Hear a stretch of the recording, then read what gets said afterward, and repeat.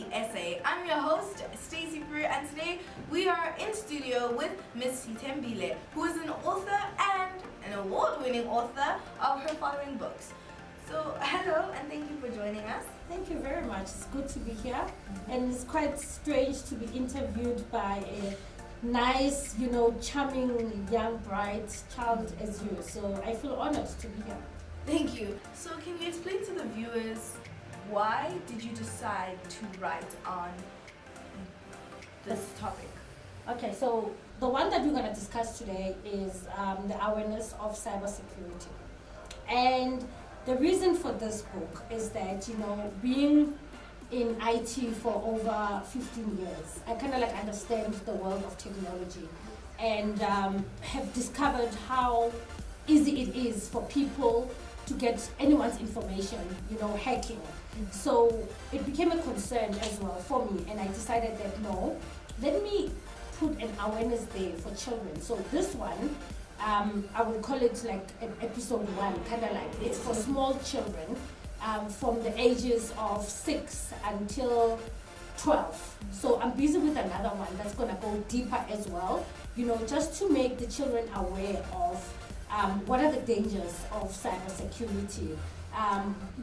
What happens. We talk about social pressures as well, within the book, and what is cybersecurity as well, and cyberbullying, which happens so much often, at school and everywhere. So hence I decided to say I'm gonna take this and document down and teach children, because they are the ones that are more vulnerable. Yes.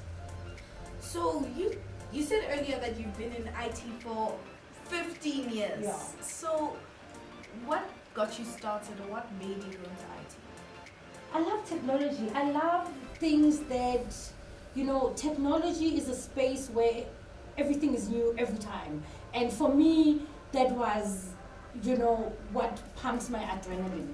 Because then you must constantly be learning, there's new things all the time. Yes. I mean, I've got a couple of apps on store, both on Google Store and App Store. So those things. And now when you see people engaging with your apps, using your apps, so it's so exciting, because you're thinking, okay, in 20 years' time, where will this world be? Yes. And you start thinking that way. So that's why I love IT, because it makes you think about the future, new generation. I must think about you in 10 years' time. What will you be doing? How can IT impact your life now? And start working on that. So what was your motivation for writing the book? I wrote the book because of, with the information that I have, and I thought, let me put it down and, document it and allow more people into my head and my thinking, and kind of bring the awareness, because there's people stealing kids. Yes. That is happening. We see children committing suicide, and because of social pressures, over the net, somebody takes a photo, they post it, and they think, wow, this is a nice bag.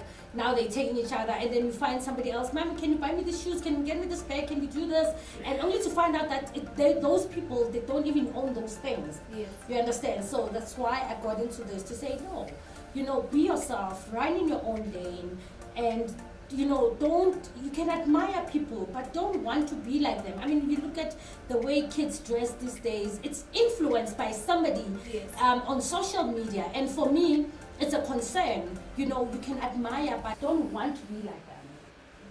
Be yourself. So your book brings out a very strong message, and I would like to know, what have you been doing to support your vision?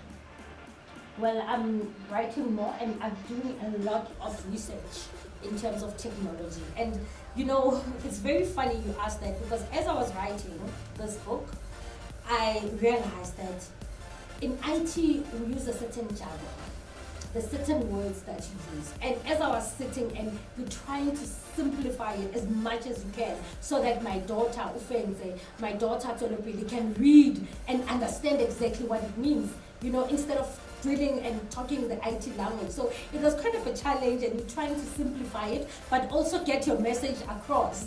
You understand? But I'm doing more research finding out, what is it that is happening. And I know my daughter was telling me that, Mommy, watch this movie about cyber crime and something like that. And I'm busy watching those kiddies movies and seeing what is happening, taking that with my own knowledge, with my own experience, and putting it and documenting it for people, for the world to see. So, in terms of what you're doing, how do you feel about winning your award? Oh, this was quite an amazing, especially being a new author, it was so amazing.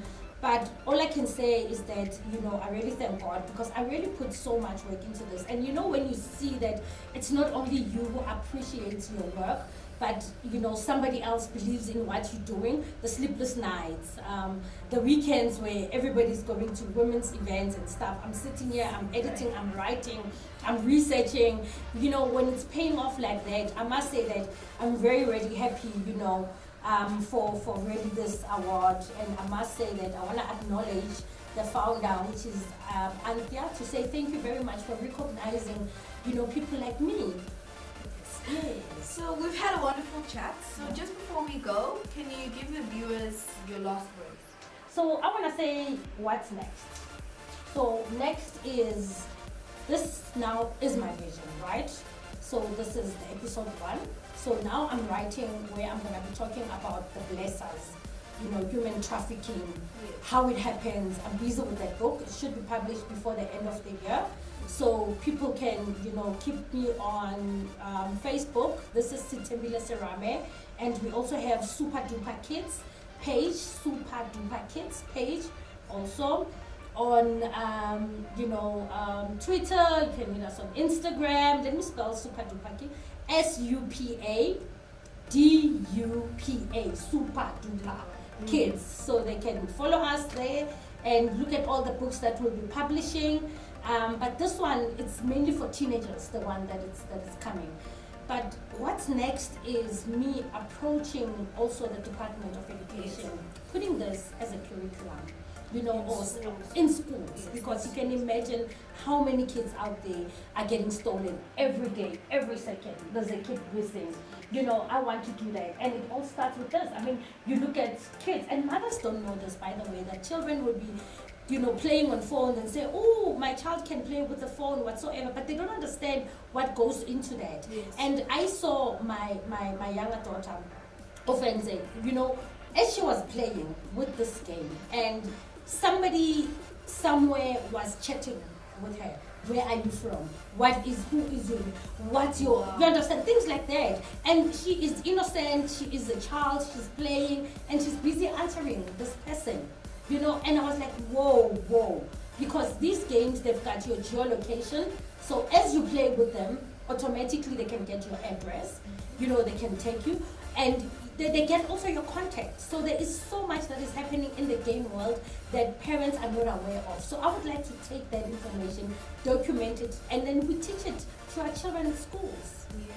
Please do that. We're here to support you, because this is actually a very, very strong topic that needs to also be looked back by the youth, and we can take this project forward. So we wish you success in reaching out to the Department of Education, and please get back to us and chat to our viewers a little bit more about what you do when you have time, and one day when you made it big, we would also love to see. I know it started, right?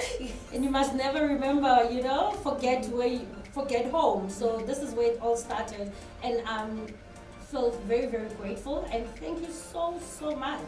Thank you. Goodbye. So thank you everybody for watching this episode on CTBSA.